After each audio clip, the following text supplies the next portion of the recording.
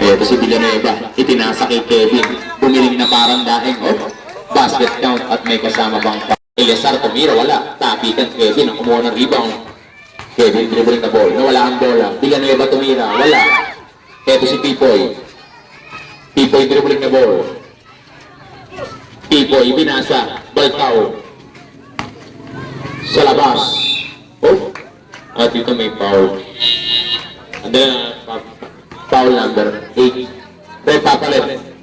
Loses lalabas. 8. Ang dalawang apo nagkatapat. Oo. Ano ba ito? Ay nga nung isa.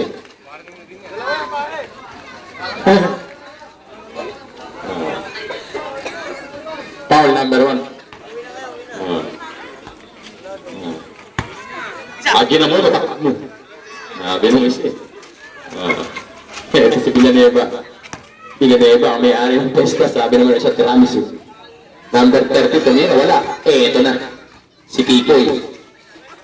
Pipoy binasa kay Kevin.